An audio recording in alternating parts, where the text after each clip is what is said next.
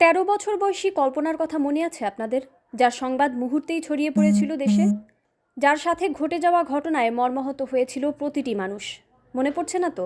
মনে করিয়ে দিচ্ছি। গত বছরের সেপ্টেম্বর মাসে ঢাকার বসুন্ধরা আবাসিক এলাকার একটি বাসা থেকে একজন গৃহকর্মীকে উদ্ধার করা হয়, যাকে আটকে রেখে বিভিন্নভাবে নির্যাতন করা হয়েছিল। উদ্ধারের পরে তার সামনের 4টি দাঁত ভাঙা ছিল, হাতসহ শরীরের বিভিন্ন জায়গায় ছ্যাঁকার ক্ষত ছিল। সে সময় বুক, পিঠ সহ সারা শরীরে মারের চিহ্ন, অন্যদিকে ছিল রক্তশূন্যতা। এমত অবস্থায় তাকে হাসপাতালে ভর্তি করা হয়। সেই কল্পনা দীর্ঘ 3 মাস পরে হাসপাতাল থেকে সুস্থ হয়ে এবার বাড়িতে ফিরেছেন। তার বাড়িতে ফেরার বিষয়টি সোশ্যাল মিডিয়ায় একটা বিড়াল, একটা হাসি আর এক নতুন শুরু শিরোনামে ভাইরাল হয়েছে। তবে এখানে কল্পনাকে নিয়ে ভিন্ন ধরনের গল্প তুলে ধরা হয়েছে, যা দেখে হাজার হাজার মানুষ রিয়্যাক্ট করেছেন এবং কল্পনার জন্য দোয়া করেছেন।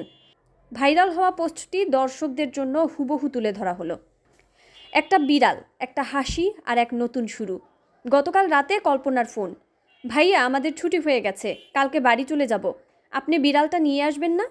কল্পনার কথা মনে আছে আপনাদের? সেই ছোট্ট কল্পনা, যে বসুন্ধরা আবাসিক এলাকায় ভয়াবহ নির্যাতনের শিকার হয়েছিল। 4 বছরের দুঃসহ যন্ত্রণা শেষে 3 মাসের চিকিৎসা আর স্নেহ মমতার পর সে এবার বাড়ি ফিরছে। কিন্তু যাওয়ার আগে তার একটা ছোট্ট চাওয়া, একটা বিড়াল।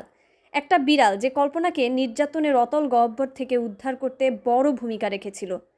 সেই ঘটনার পর থেকে বিড়ালের প্রতি তার এক অন্যরকম টান তৈরি হয়। পরিচয়ের পর থেকে গত 3 মাসে কল্পনা আমার অসংখ্য আবদার করেছে। আমরাও চেষ্টা করেছি সবটুকু পূরণ করতে, তাই এই শেষ আবদারটাও পূরণ হবে, এই বিশ্বাস নিয়েই সে ফোন করলো। কিন্তু আমি তখন চট্টগ্রামে।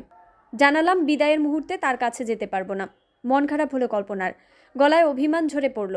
সান্ত্বনা দিয়ে বললাম, আমি হবিগঞ্জে আসবো কল্পনা, তোমাকে স্কুলে ভর্তি করব, তুমি মন খারাপ করো না। ফোন রাখার পরেই ছোট ভাই মনিরকে ফোন দিলাম। জানতাম মনির নিশ্চয়ই একটা ব্যবস্থা করবে। মনিরও আশ্বস্ত করলো, ভাইয়া চিন্তা করেন না, আজ রাতেই কল্পনার কাছে বিড়াল পৌঁছে যাবে।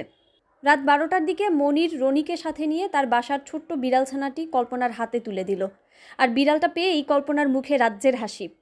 কিন্তু ফোনে যখন কথা বলতে এলো, ওর গলা ধরে এলো, কান্না যেন বেরিয়ে আসতে চায়। তবে এই কান্না কষ্টের নয়, আনন্দের, ভালোবাসার। ভালো থেকো কল্পনা, আমরা সবাই তোমার পাশে আছি।